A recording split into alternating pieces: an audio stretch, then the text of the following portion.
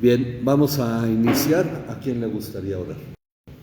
¿Quién nos guía en oración para iniciar el estudio? Padre, te damos gracias por esta noche, te pedimos que nos cuides hoy y también te pedimos que la clase de hoy pueda ser de edificación para todos los que estamos aquí y también que puedas cuidar a los que están de camino y también a los que por cualquier motivo no pudieron asistir esta noche. En el nombre de Cristo Jesús, amén. Amén. Bien, vamos hoy a la lección 4 del estudio del libro de Hechos. Y vamos a ver hoy Hechos capítulo 2, los versículos del 13 al 36. Hechos capítulo 2.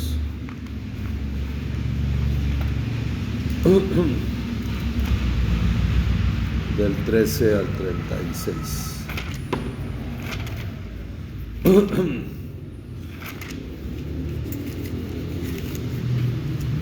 el 14?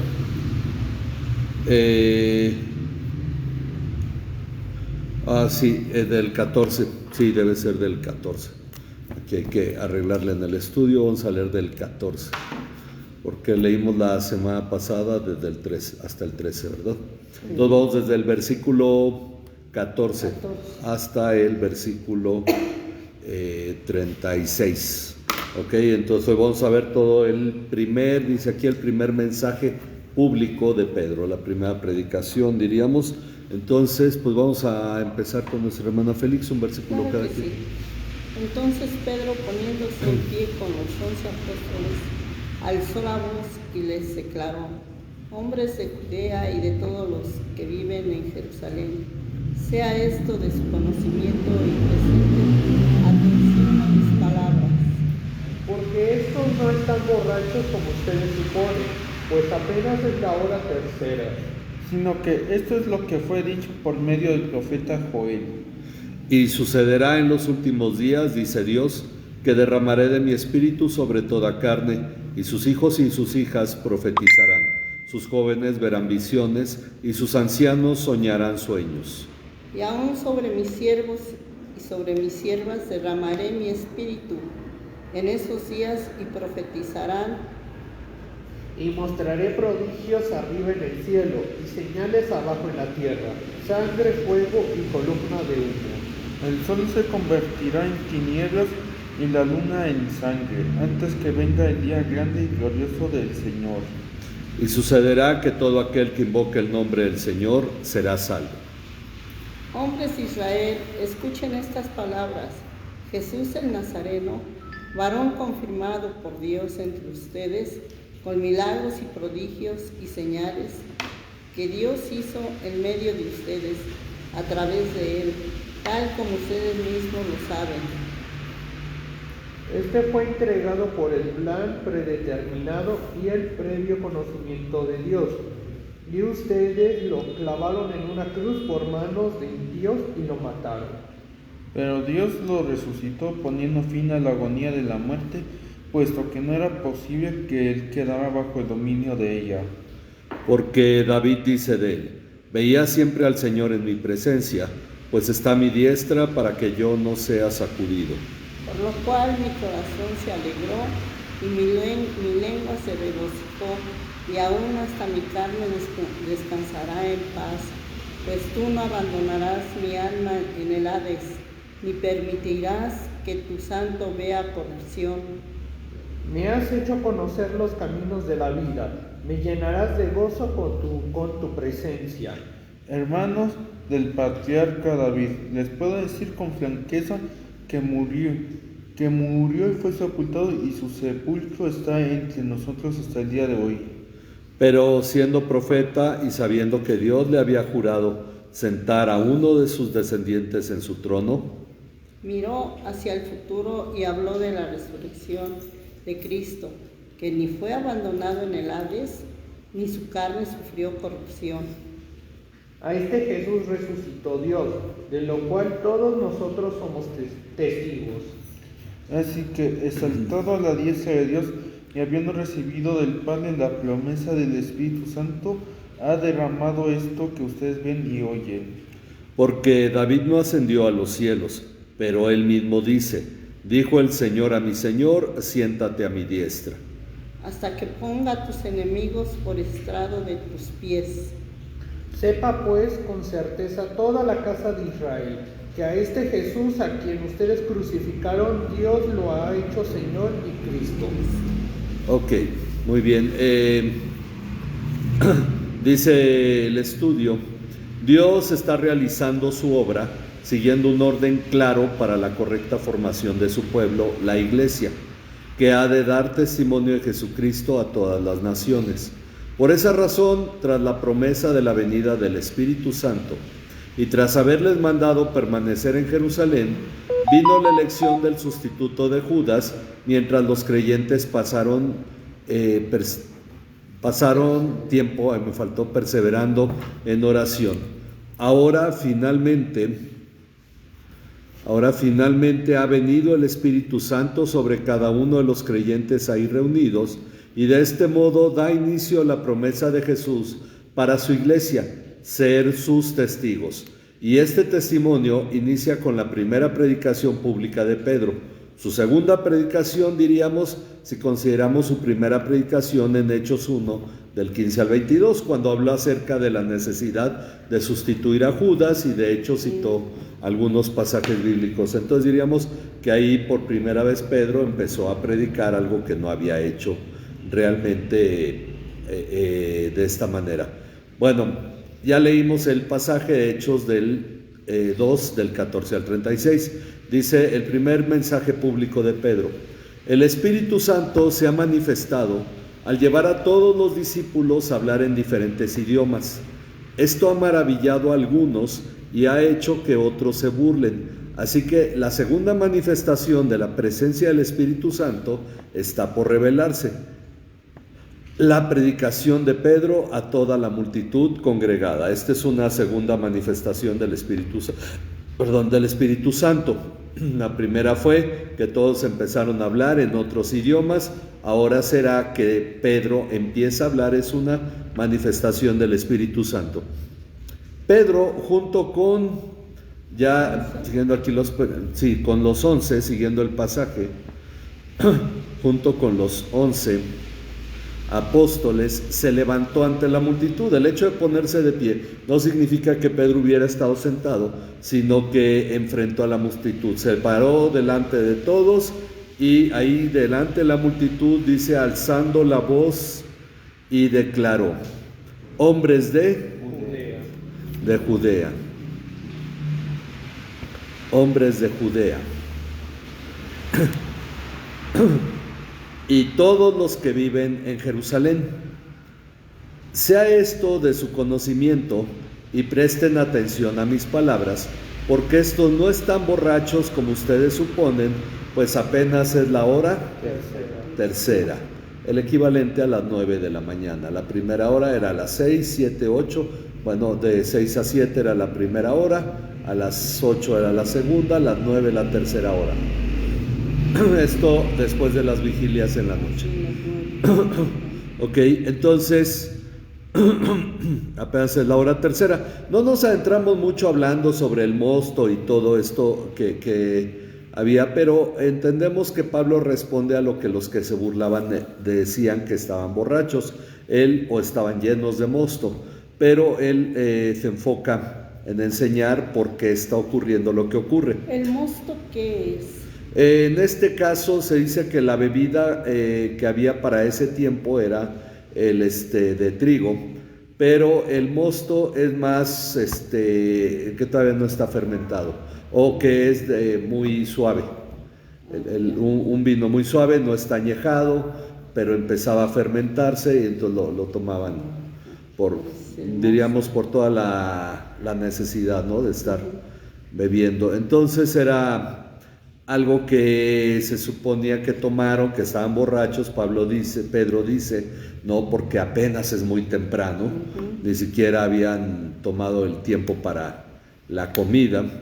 Y dice, exacto, dice, e inicia la exposición de la palabra. sino que esto es lo que fue dicho por medio del profeta Joel, y sucederá en los últimos días. Y sucederá en los últimos días, dice Dios, que derramaré mi espíritu sobre toda carne.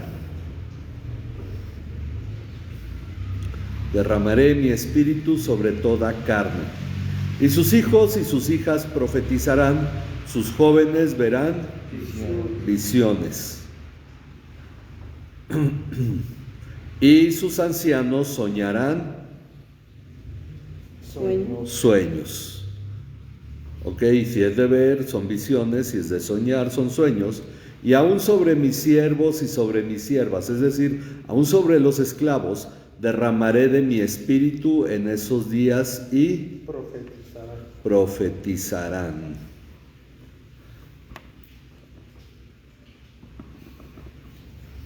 Y profetizarán.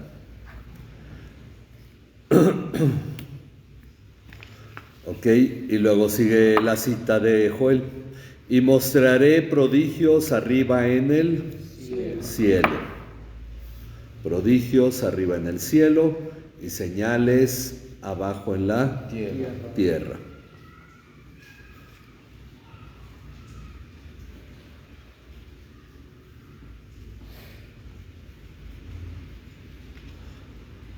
Prodigios arriba en el cielo y señales abajo en la tierra. Sangre, fuego y columna de humo. ¿Qué es lo que se convertirá en tinieblas? El sol. El sol se convertirá en tinieblas. El sol se convertirá en tinieblas y la luna en sangre.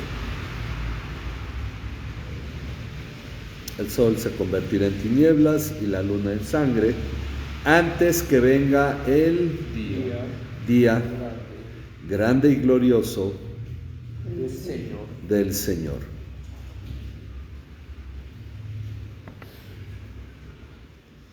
Antes que venga el día grande y glorioso del Señor.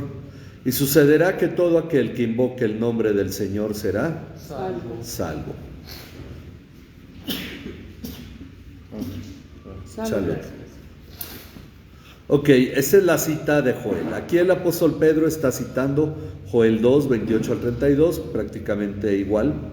Para entender esta profecía, como todas las demás profecías del Antiguo Testamento que se cumplen en el Nuevo Testamento, se deben tener en cuenta dos cosas, porque muchos dicen, bueno, porque lo de la luna, las visiones, entonces los jóvenes deben tener visiones, los ancianos deben tener sueños. La gente se va buscando un cumplimiento literal de todo.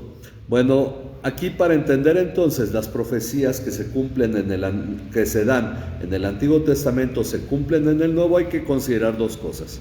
Ok, primero, el Antiguo Testamento, así como la ley, solo contiene la sombra de los bienes futuros y no la forma misma de las cosas. Miren, de hecho lo podemos ver en Hebreos 8:5. ¿Quién seguía de leer bueno, hermana Félix, si puede buscar Hebreos 8:5 y Abisaí Hebreos 10:1 para aclarar esto.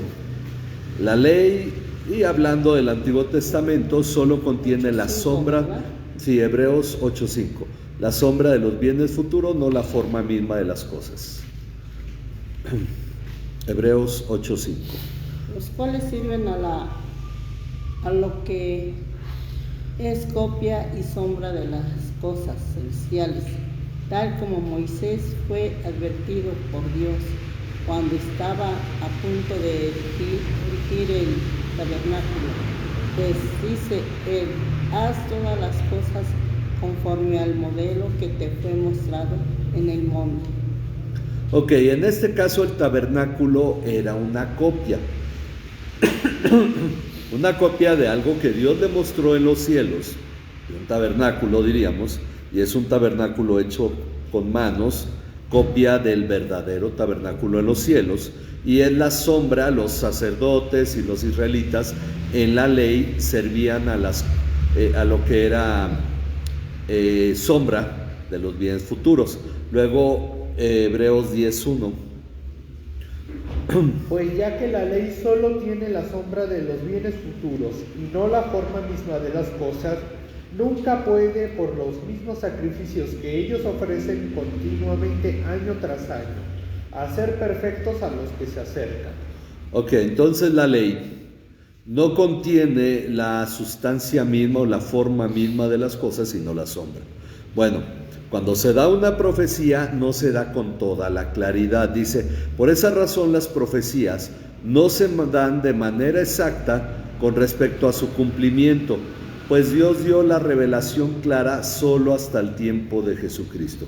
Cuando Jesucristo viene, entonces Dios ya empieza a mostrarnos las cosas de una manera clara. En el Antiguo Testamento tenemos la sombra de las cosas, mas no la sustancia misma o la esencia misma, o como dice aquí, la forma misma de las cosas. La segunda cosa que hay que tener claro, es decir, cuando Joel habla de esto, no todo está siendo detallado de la manera en que ocurrirá. Pero viene la segunda cosa.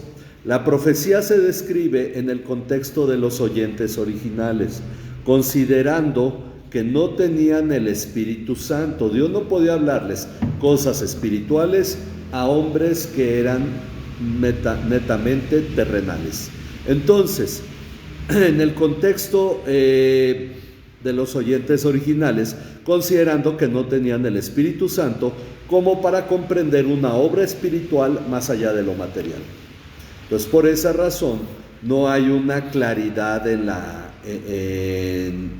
profecía literal, porque está hablado en términos terrenales, asuntos espirituales.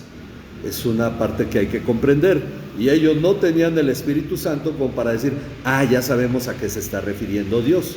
No lo tenían claro. Era una profecía que cuando se cumple tenemos que revisar. Dice, de este modo, al referirse a sobre toda carne, daré mi espíritu sobre toda carne, no se refiere a toda carne humana y animal, ni a todos los seres humanos siquiera.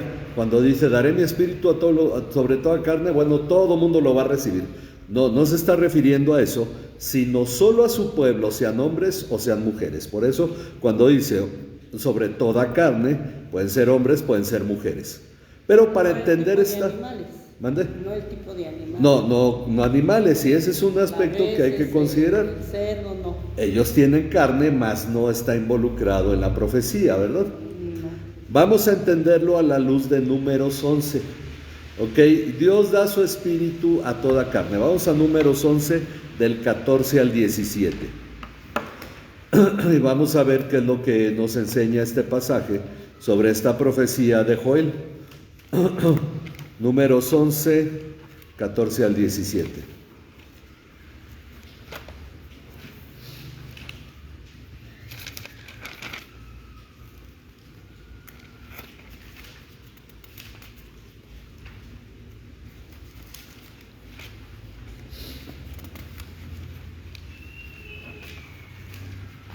Números 11. 14 al 17. Yo solo no puedo llevar a todo este pueblo, porque es mucha carga para mí. Y si así me vas a tratar, te ruego que me mates y hallado gracia ante tus ojos y no me permitas ver mi desventura. Entonces el Señor dijo a Moisés, reúneme a 70 hombres de los ancianos de Israel, a quienes tú conozcas como los ancianos del pueblo, y a sus oficiales, y tráelos a la tienda de reunión, y que permanezcan ahí contigo. Entonces descenderé y hablaré contigo ahí, tomaré el espíritu que está sobre ti y lo pondré sobre ellos, y llevarán contigo la carga del pueblo para que no lo lleves tú solo. Ok, aquí entonces lo que está pasando es que Moisés, al sentirse abrumado por el proceder del pueblo, se queja con Dios. Dios le promete poner del espíritu que está sobre él, sobre 70 ancianos, Recordemos que en todo Israel, todo el pueblo de Israel que salió de Egipto, Moisés es el único que tiene el Espíritu Santo, nadie más. Entonces Dios tomará del Espíritu Santo y lo pondrá sobre otros 70 ancianos. Vamos ahora a los versículos 23 al 29. ¿Igual de números? Sí, de números. 3:29.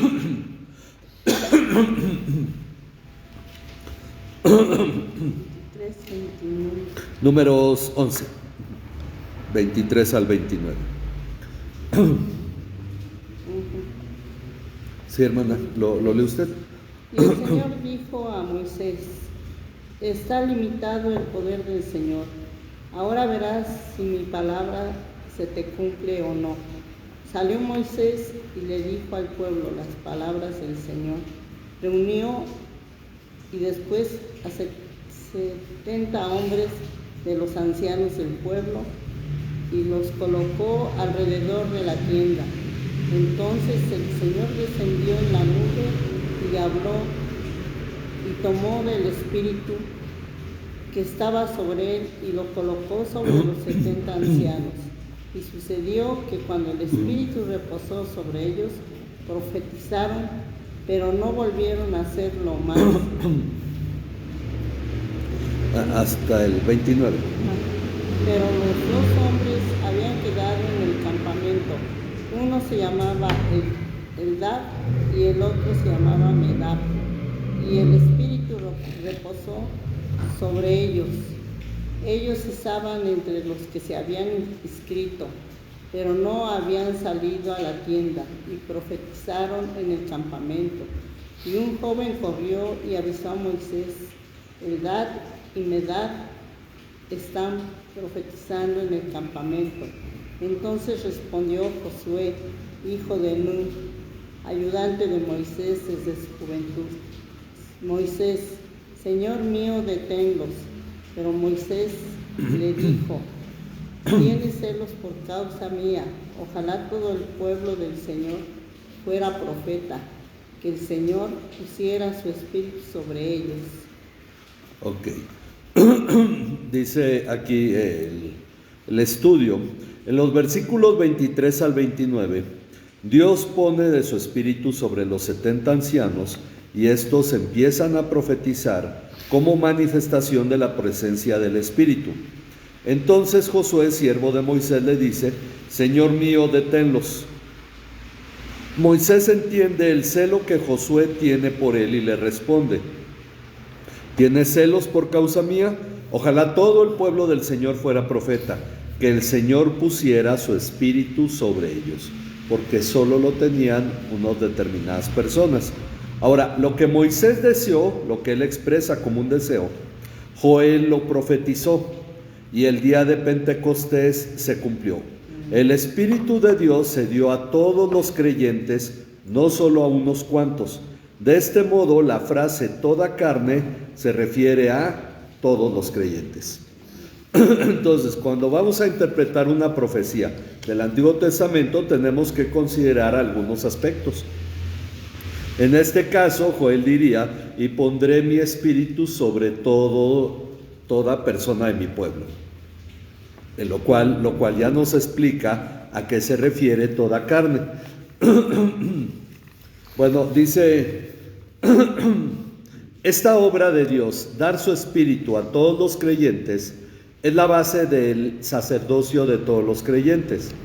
El cumplimiento de su deseo profetizado en Éxodo 19:6. ¿Cuál es el deseo de Dios en Éxodo 19:6? Vamos a ver, Éxodo 19:6, luego vamos a ir viendo otros pasajes, ahorita se los voy dando. Ustedes serán para mí un reino de sacerdotes y una nación santa. Estas son las palabras que dirás a los israelitas. Ok, entonces con la iglesia Dios está cumpliendo algo que él expuso al pueblo de Israel: ser un reino de sacerdotes, una nación santa. Ok, ¿por qué? Porque está dando su espíritu para que seamos un reino de sacerdotes y seamos una nación santa. Profetizar, ver visiones y soñar sueños, aquello que antes se limitaba a personas con oficios especiales, como sacerdotes o profetas, ahora es para todos. Ese es el punto de lo que está señalando, incluidos los jóvenes, los ancianos y hasta los esclavos. Entonces tenemos que verlo de esta manera, porque algunos se van al punto directo de decir, tenemos que soñar sueños, tenemos que ver visiones. No, el punto es entender en su contexto toda la profecía, que lo que estaba reservado para unos cuantos ahora pertenece a todo el pueblo. Pero no todo va a venir en sueños. No todo, de hecho no todos los cristianos van a tener sueños. El punto es que está diciendo que lo que estaba reservado para los profetas, para los sacerdotes, ahora se le da a todos los cristianos. Entonces, puede ser en algún momento, puede ser que nunca, pero ya no está limitado a unas cuantas personas, ¿sí me explico? Eso es lo que está revelando, eso es lo que está diciendo la profecía de Joel. Ahora, dice... y a los jóvenes, los ancianos y hasta los esclavos. Y señala que estos cambios serán tales que sorprenderán, alterando en todo sentido lo que hasta este momento guardaba un claro orden. Es decir, las cosas eran de una manera, viniendo el Espíritu Santo, que va a haber una alteración total de las cosas. Dice lo que hasta ese momento... Se va a convertir, ¿no? ¿Mande? Se va a convertir. ¿Cómo? Sí, va a haber una conversión entre cristianos. Ok, sí, las personas se convertirán a Cristo, pero no se refiere a él. Bueno, sí, habrá entre esas cosas, pero el hecho de que el sol se vuelva tinieblas, la luna en sangre, se refiere a que habrá un cambio de cosas. Dice, los cambios serán tales que sorprenderán, alterando en todo sentido lo que hasta ese momento guardaba un claro orden. Esto lo expresa como una serie de cambios cósmicos antes del regreso de Cristo. Es decir, si nosotros leemos esta parte, el sol se convertirá, mostraré prodigios arriba en el cielo, señales abajo en la tierra, sangre, fuego, columna de humo, el sol se convertirá en tinieblas, la luna en sangre, antes que venga el día grande y glorioso del Señor. A lo que se está refiriendo es, habrá cambio en todo. Ajá. Pero no es que literalmente el sol se vuelva tinieblas y la luna en sangre, ¿sí me explico? Tenemos que entender que es una forma en que Dios expresa un cambio en el orden que las cosas se daban hasta ese tiempo. Pero entonces, si no va a haber este tipo de eventos que se van a ver, porque eso se va a ver en el cielo. Ajá. El sol se va a convertir en... Pero ¿cuándo sería eso? Cuando venga Cristo. Cuando venga. Pero esto está diciendo... Cristo, ¿no? No, el punto es que de hecho todo eso es manifestación de que hay un cambio grande. Pongámoslo de esta manera. El cielo es gas, nada más. Cuando Apocalipsis dice que el cielo se enrolla como un lienzo, es una forma alegórica de señalar que será removido. Pero no literalmente habrá un rollo hecho, el cielo será hecho un rollo, porque sabemos que el cielo está conformado por gases. Entonces entendemos que es una forma de exponer a las personas en su tiempo que leyeron esto, cómo se manifestaría para ellos eso, pero es una forma que no literalmente ocurrirá de esa manera. ¿Sí me explico? Es decir, no está diciendo que en realidad antes de que Cristo venga, durante este periodo, cuando da el Espíritu Santo, la luna no se convirtió en sangre cuando vino el Espíritu Santo, ¿o sí? El sol no se oscureció, ¿o sí?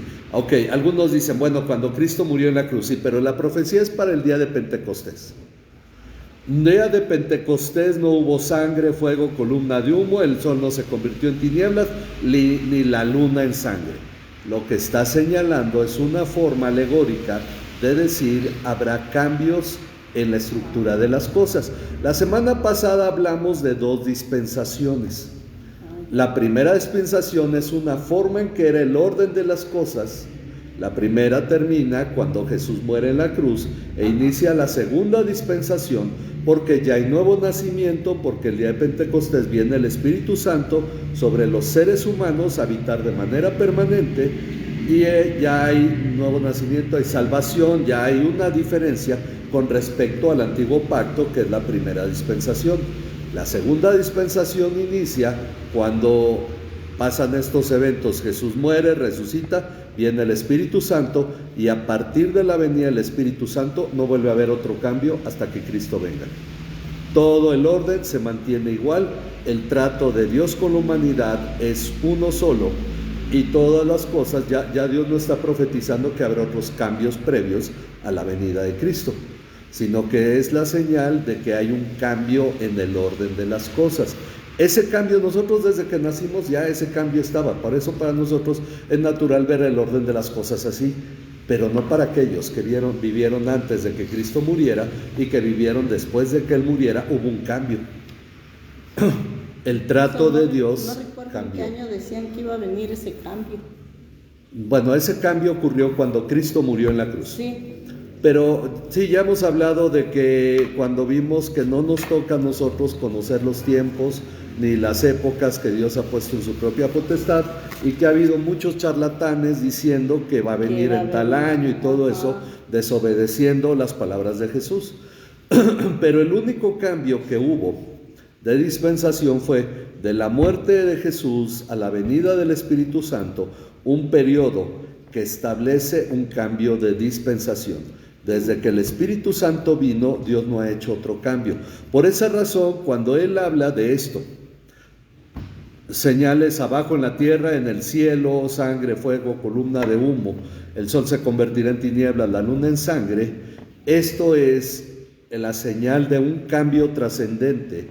Las cosas no serán igual como eran antes de la muerte de Jesús, sino que habrá diferencias de aquí hasta que venga el día del Señor, que es cuando Jesucristo volverá. Entonces sí me explico en este punto a lo que está refiriendo.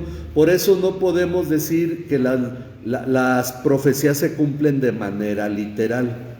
Ok, Pablo nos aclara que el Espíritu no es dado a toda carne, sino a los creyentes. Pedro es el que está predicando, diciendo, esto es lo que profetizó Joel. Y eso incluye estos cambios que lo señala a un nivel cósmico.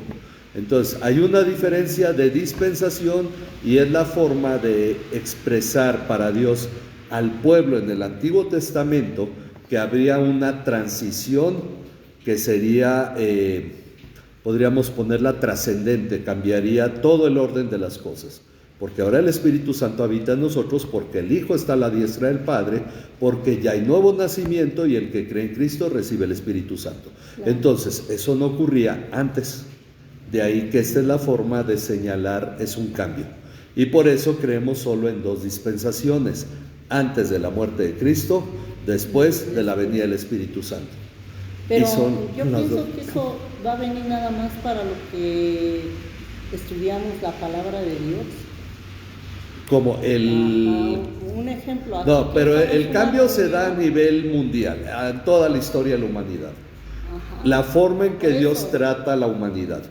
Por eso, este cambio va a venir para los que conocemos la palabra de Dios. Bueno, a lo que voy es esto. Un ejemplo. Es que el cambio no es particular para personas. Es decir, es la forma en que Dios ahora trata a la humanidad, distinto a como la trataba en el Antiguo Testamento.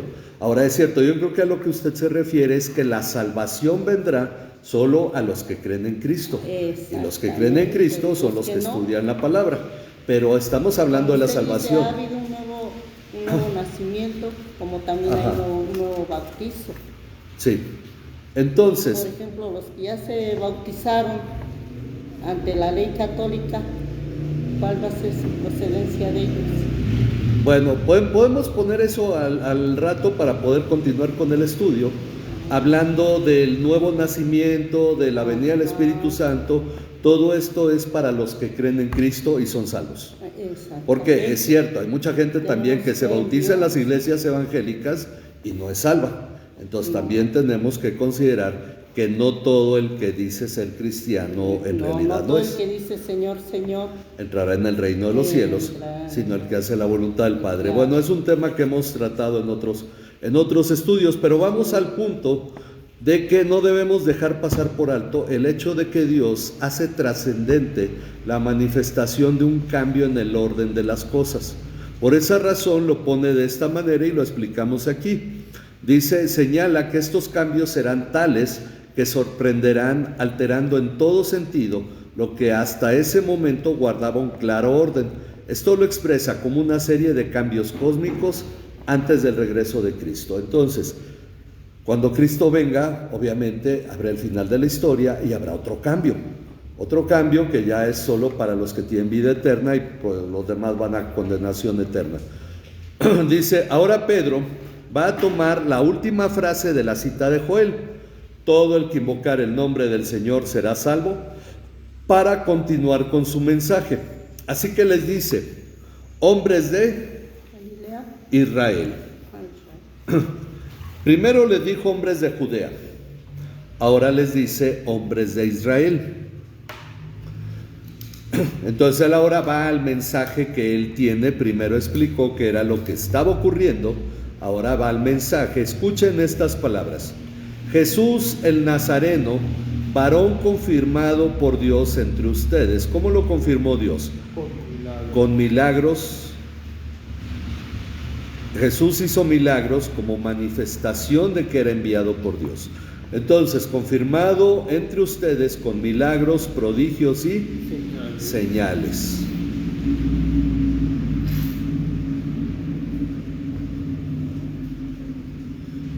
Milagros, prodigios y señales que Dios hizo en medio de ustedes a través de él, tal como ustedes mismos saben, porque ellos vivieron en el tiempo en que Jesús hacía esos prodigios, señales, milagros. Entonces dice, tal como ustedes mismos saben, porque hizo milagros ahí en Jerusalén. Sobre todo se maravillaron de que le diera vista al ciego, hizo caminar al cojo, sanó a Lázaro, y muchos se enteraron, resucitó a Lázaro más bien, y muchos se enteraron de esas acciones. Así es que ellos sabían que Jesús había hecho milagros. La presentación de Pedro sobre Jesús hace referencia a la fama que Jesús obtuvo por sus milagros, los cuales dieron testimonio que él venía de Dios, cosa que los oyentes atestiguaron. Muchos de los que estaban oyendo ahí a Pedro seguramente habían oído a Jesús y habían visto los milagros de Jesús, porque incluso Juan en el capítulo 2 dice que en Jerusalén Jesús hizo muchos milagros. Al final del capítulo 2 muchos creyeron en él, pero Jesús no se fiaba de ellos. Ahora dice, este fue entregado, hablando de Jesús, este fue entregado por el plan predeterminado. Ok, plan predeterminado. Por el plan predeterminado y el previo conocimiento de Dios. De antemano Dios lo había determinado, por eso es predeterminado, plan predeterminado, y el previo conocimiento de Dios antes de que ocurriera. Previo conocimiento de Dios. Y ustedes lo clavaron en una cruz. Ahora, literalmente lo clavaron en la cruz los romanos, pero fueron los judíos a quienes se adjudica el que él haya sido clavado en la cruz. Dice ustedes lo clavaron en una cruz por manos de impíos, con acento en la segunda I, de impíos, y lo mataron. Ok, ¿quiénes eran estos impíos? Los romanos. Dice, la siguiente parte señala que el sacrificio de Cristo, Dios lo sabía de antemano, pues Él lo determinó desde antes, de acuerdo a su plan. Entonces tenemos claro esto, que Jesús murió conforme al plan de Dios. Y este sacrificio lo realizaron los judíos utilizando a los romanos impíos. Aquí Pedro a los romanos los llama impíos por manos de impíos. Ok, y continúa con su mensaje. Pero Dios lo resucitó. Pero Dios lo resucitó poniendo fin a la agonía de la muerte. Ahora, con esto se refiere no solo a que terminó con la muerte de Jesús trayéndolo a la vida, sino al decir la agonía de la muerte era toda esa capacidad de la muerte de no soltar a los muertos. Ok, poniendo fin a la agonía de la muerte, o podríamos pensar en su dominio, puesto que no era posible que él quedara bajo el dominio de ella, el dominio de la muerte. Ok, dice la tercera parte del mensaje, expone el poder de Dios sobre la muerte al resucitar a Jesucristo. Y para explicar por qué no era posible que él quedara bajo el dominio de la muerte, cita el Salmo 16 del 8 al 11. ¿Dónde vamos con la lectura? Aquí, ¿verdad? Salmo 16 del 8 al 11, para decirnos, bueno, ¿por qué razón no era posible que Jesús quedara bajo el dominio de la muerte?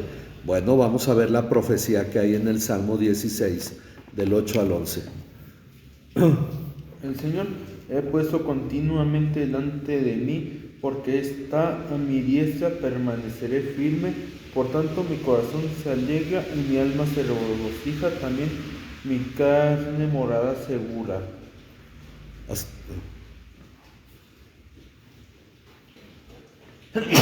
Salud. Gracias. Porque tú no abandonarás mi alma en el Seol, ni permitirás que tu santo sufra corrupción. Me darás a conocer la senda de la vida, en tu presencia hay plenitud de gozo, en tu diestra hay deleites para siempre. Ok, entonces, aquí la cita es muy semejante que acabamos de leer en el Salmo 16, pero vamos a guiarnos en cómo está en Hechos 2, ok, ahí a partir del versículo 25. Porque incluso explica Pedro, dice, en este salmo David dice de Jesucristo, y Pedro aclara que de quien se está hablando es de Jesucristo. Veía siempre al Señor en mi presencia, pues está a mi diestra para que yo no sea sacudido, para que yo no sea sacudido.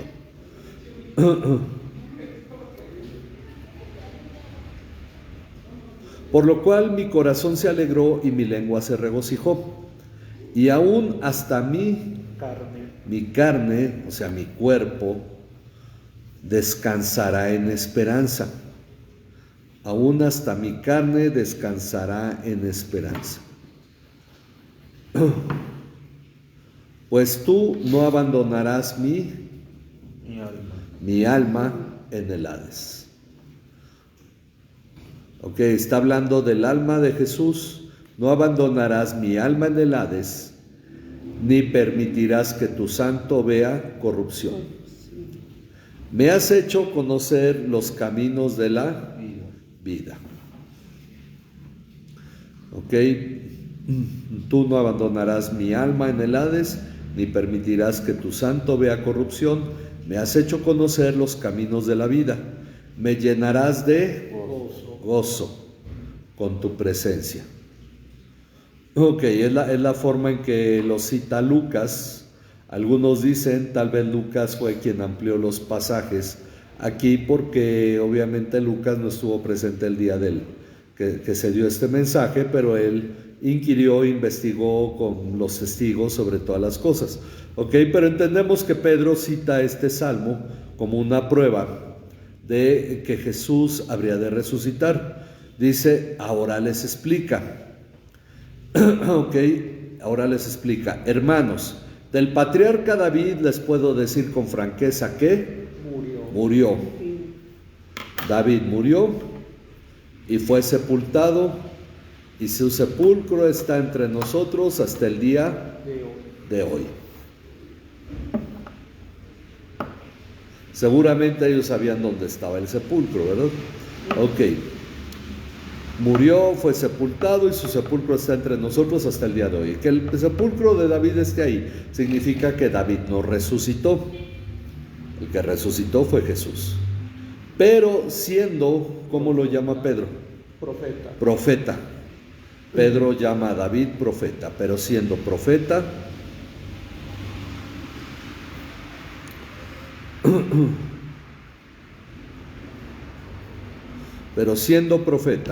Y sabiendo que Dios le había jurado sentar a uno de sus descendientes en su trono,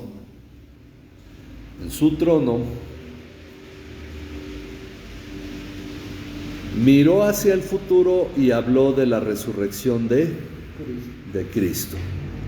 Vio lo que iba a pasar, en alguna forma Dios le manifestó, porque él dio de esta manera la profecía, habló de la resurrección de Cristo, que ni fue abandonado en el Hades, ni su carne sufrió corrupción. Estamos teniendo la segunda profecía que está citando Pedro. Entonces, esto es parte de cómo vamos interpretando estas profecías. Y cuando dice, me has hecho conocer los caminos de la vida, bueno, dice, así explica que David no hablaba de sí mismo, sino que profetizaba que Jesús no permanecería muerto. De ese modo, Pedro da testimonio de que Jesús es el descendiente de David que se habría de sentar en su trono. Entonces, a la vez de que habla de que él no moría, también lo relaciona con el hecho de que David sabía que un descendiente suyo se sentaría en su trono, y está hablando de Jesús, que sería él que vendría como descendiente de David, sentarse en su trono, aunque ya no es literalmente un trono para gobernar un país. Y ahora testifica, a este Jesús resucitó Dios. A este Jesús resucitó Dios, de lo cual todos nosotros somos testigos. Él y el resto de los 120 que estaban ahí, entre ellos los otros apóstoles, y María, sus hermanos, los hermanos de Jesús, todos ellos vieron a Jesús resucitado y eran testigos de él. Entonces están dando testimonio. La gente que no era de Cristo no lo vio resucitado. Por eso el testimonio era reservado para los discípulos, no solo los 11 apóstoles, sino para todos aquellos que eran discípulos de Jesús, que ya vimos la lección pasada, como Pablo señala en 1 Corintios 15, que Jesús se apareció en una ocasión a más de 500 hermanos. Entonces mucha gente lo vio resucitado. Estos 120 que les llaman Galileos, dicen, no son Galileos estos que hablan así, entonces venían de Galilea, también vieron a Jesús, fueron de los que vieron a Jesús resucitado. Por eso dice, de lo cual todos nosotros somos testigos. Y explica lo que acaban de atestiguar, es decir, lo que ahora toda esta gente vio, los oyó hablando de una manera impresionante al oírlos en sus idiomas. Dice, así que exaltado a la diestra de Dios.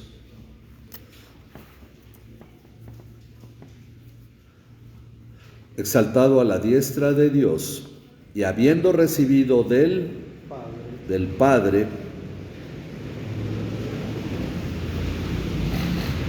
la promesa del Espíritu Santo, ha derramado esto que ustedes ven y oyen. Ahora ustedes son testigos de que el Espíritu Santo vino. Entonces recibió Jesús la promesa del Padre, del Espíritu Santo, y ha sido derramado esto que ustedes ven y oyen. Ok, ahora no se queda solo en esa cita. Dice, y para afirmar lo dicho, cita el Salmo 110.1. Hermana, si puede leerlo, Salmo 110.1.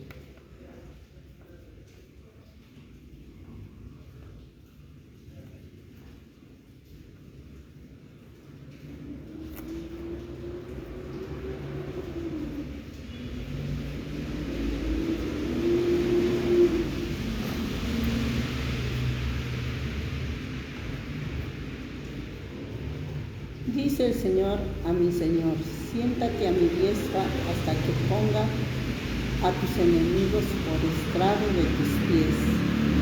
Ok, entonces, solo el versículo 1, dice, porque David no ascendió a los cielos. David quedó muerto hasta ese día, no ascendió a los cielos, pero él mismo dice, dijo el Señor a mí, a mi Señor. Nuevamente, dijo el Señor a mi Señor: siéntate a mi diestra hasta que ponga a tus enemigos por estrado de tus pies.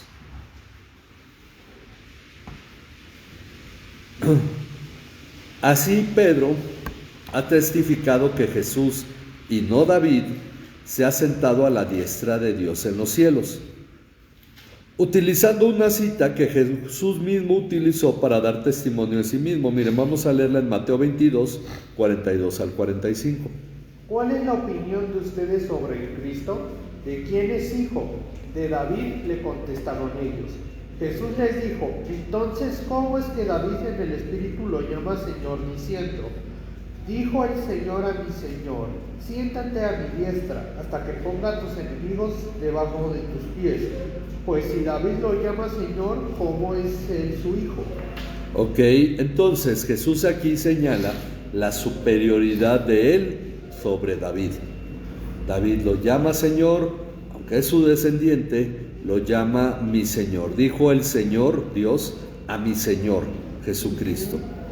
Ok, utiliza este pasaje Jesús, lo utiliza ahora Pedro, y dice, así Pedro ha llegado al clímax del mensaje de manera contundente. Entonces él termina con esta frase su mensaje: sepa pues con certeza toda la casa de Israel que a este Jesús, a quienes ustedes crucificaron, Dios lo ha hecho Señor y Cristo.